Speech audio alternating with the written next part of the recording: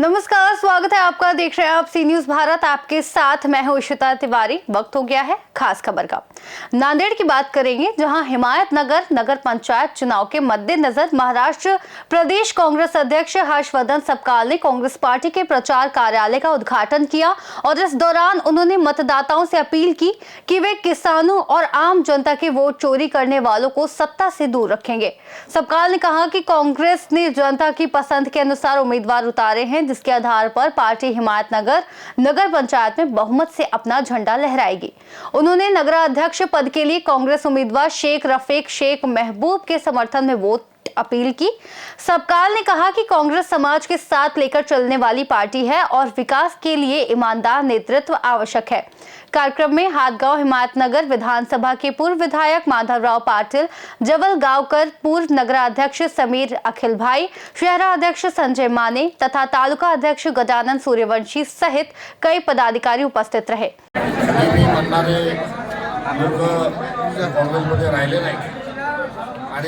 त्यांच्या जाण्याने मोठ्या प्रमाणावर युवकांची मोठी फळी कार्यकर्त्यांची फळी काँग्रेसमध्ये आलेली आहे आणि मोठ्या उत्साहात नांदेडमध्ये काँग्रेसला कॉल मिळत आहे आणि स्थानिक स्वराज्य संस्थांच्या निवडणुकीत स्पष्ट होत आहे। कारण सर्वात जास्ती नगरसेवकाचे उमेदवार हे काँग्रेस पक्ष लढत आहे, सर्वात जास्ती उमेदवार काँग्रेस पक्ष लढत आहे। सर, महाराष्ट्रामध्ये जेव्हा विधानसभाच्या निवडणुका झाल्या त्यावेळेस वोट चोरीचा आरोप आपण काँग्रेस पक्षाकडून किंवा महाविकास आघाडीकडून लावण्यात आला, तर याही निवडणुकामध्ये असं काही खेळ होऊ शकते का? बिहारला वोट चोरी झाली, महाराष्ट्रात वोट चोरी झाली, हरियाणात झाली आणि वोट चोरी ही करण्याच्या अनुषंगाने भाजप सक्रिय असते।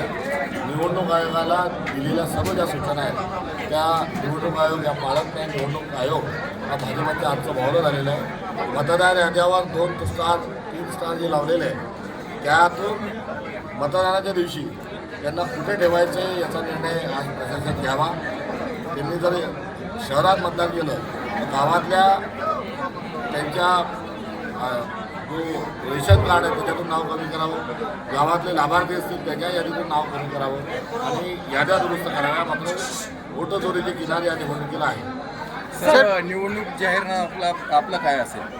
निवडणूक जाहीर स्थानिक पातळीवर याचा जाहीरनामा प्रकाशित केला। सर, आपण कोणत्या प्रमुख मुद्दे घेऊन आपण या निवडणुकीत उभं राहिलो? स्थानिक पातळीवरचे मुद्दे आहेत, मात्र मुळात लोकशाही वाचवण्याच्या अनुषंगानं आणि भारतीय जनता पक्षाचा भ्रष्टाचार आणि भारतीय जनता पक्षाची जे एकूण असंस्कृत आणि विकृत वागणं आहे हा खरीचा मुद्दा ऐरणीवर आहे। राज्य सरकारचा भ्रष्टाचार, केंद्र सरकारने दिलेली खोटे आश्वासनं हे मुद्दे आम्ही याच्यासोबत घेऊन पुढे जातो। सर, शेतकरी आणि लाडकी बहिणीच्या संदर्भामध्ये आपण काय सांगतो?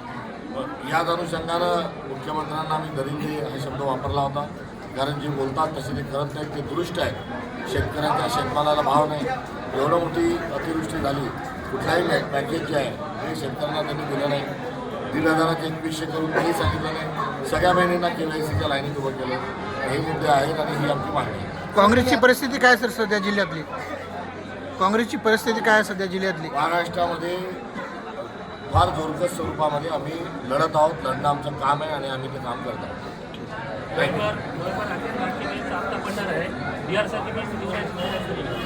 त्यांनी काय करावा त्यांचा विषय आहे, मात्र त्यांच्या आश्वासनांना लोकांनी आता ओळखलेलं आहे। नोकरदारांच्या पत्नीला ही योजनेचा लाभ मिळाला आणि योग्य लोक जे आहेत योग्य ते लाभार्थी ते बाजूला ठेवले। या योजनेमध्ये मोठा भ्रष्टाचार झालेला साहेब, हिमायतनगरच्या नगरपंचायतमध्ये माजी मुख्यमंत्र्यांनी ऐनवेळी एक भाजपचा उमेदवार दिला नगराध्यक्षपदासाठी, त्या संदर्भात तुम्ही काय सांगू शकता? त्यांचं पॅनल पूर्ण उभं करू शकलं नाही। काँग्रेसने त्यांना त्यांच्या घरात 2 मुख्यमंत्रीपद दिलं, त्यांना पदं दिली, केंद्रीय मंत्रिपदं त्यांना मिळाले, मात्र त्यांना त्यांच्या जिल्ह्यात स्वबळावर पूर्ण लोक सापडत नाही। यातच त्याचं काय कर्तृत्व असेल ते समजतं। सर, काही वेळेस शिवसेना फुटीची आणि राष्ट्रवादी काँग्रेस पक्ष फुटीची चर्चा होतात, भविष्यामध्ये हे पक्ष पुन्हा एकजुटीने काम करू शकतील का? या पक्षांना देवेंद्र फडणवीस त्यांच्यासोबत असणाऱ्या शिंदे आणि अजित पवार या त्यांच्या दोन्ही गटांना फोडणार आहेत आणि 2029ची निवडणूक भारतीय जनता पक्ष या मित्रपक्षाशिवाय लढणार। सर ते इमानदार आहेत, ते स्वाभिमानी आहेत, गद्दार नाहीत। आणि पक्षाची ध्येयधोरणासोबत राहतील. तुम्हाला एवढं देऊन तुम्ही गेलात. आता काँग्रेसचे लोक आम्हाला म्हणायला लागले की आम्हाला असा वनवास द्या की आम्हाला आमच्या घरात परिवारात आमदारकी द्या, आम्हाला मुख्यमंत्रीपद द्या.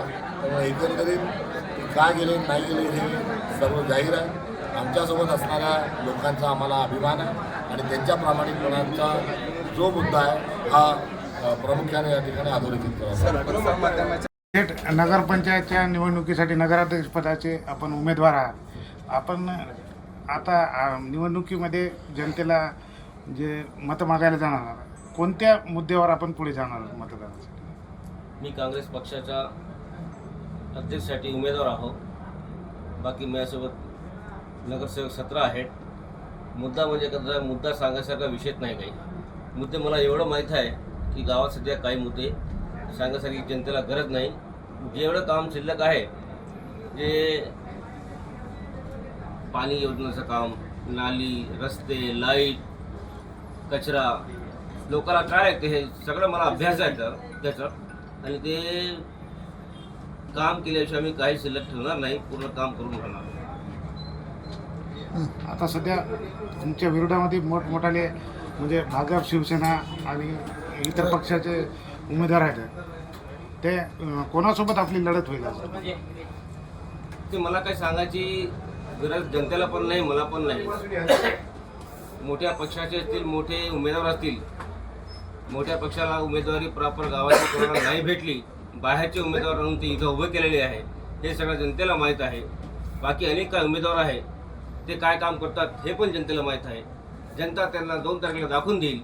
जनतेला काही सांगायची गरज नाही. मी एक सामान्य कार्यकर्ता आहो.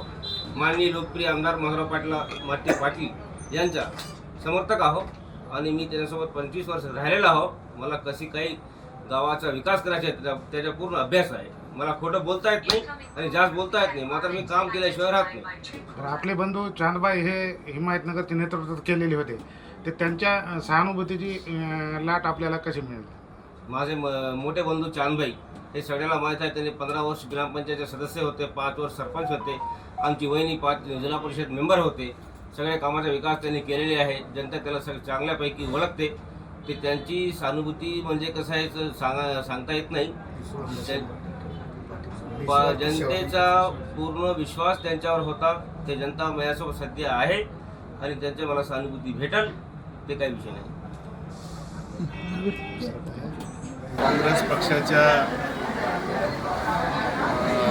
शहरातल्या प्रमुख कार्यालयाचं उद्घाटन झालं.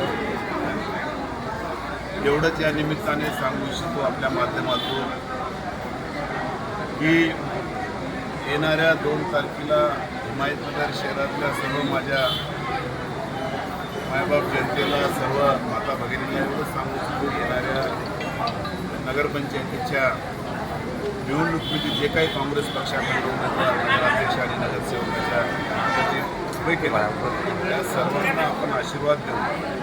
कारण या शहरामध्ये जे काही आज या शहराचा कायापालट दिसत असेल तो काँग्रेस पक्षामुळं आणि त्या ठिकाणी आमच्या सर्व काँग्रेस पक्षाच्या त्या काळातल्या जे काही नगरपालिकेमध्ये हे होते पदाधिकारी त्यांच्या माध्यमातून झालेलं आहे. आणि त्याच्यामुळे येणाऱ्या काळामध्ये सुद्धा माहिती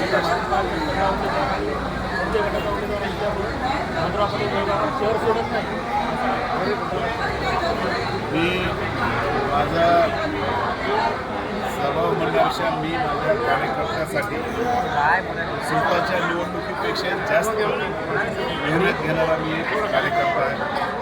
म्हणून हिमायतनगर शहरामध्ये मी गेल्या 2 दिवसापासून या ठिकाणी फिरत आहो आणि उद्यापासून मी 2 दिवस हदगाव शहरामध्ये. मला हदगाव आणि हिमायतनगर दोन्हीकडली जिम्मेदारी माझ्यावर आहे आणि पक्षाचा दोन्ही तालुक्याचं नेतृत्व म्हणून या ठिकाणी दोन्हीकडली जिम्मेदारी असते. निश्चित त्या ठिकाणी कार्यकर्त्यासाठी कोणी म्हणत असेल निश्चित त्या ठिकाणी. सर, येणाऱ्या काळामध्ये तुम्हाला काय वाटते की तुमची लढत कोणत्या पक्षासोबत असणार? कारण इथे 4 उमेदवार आहेत.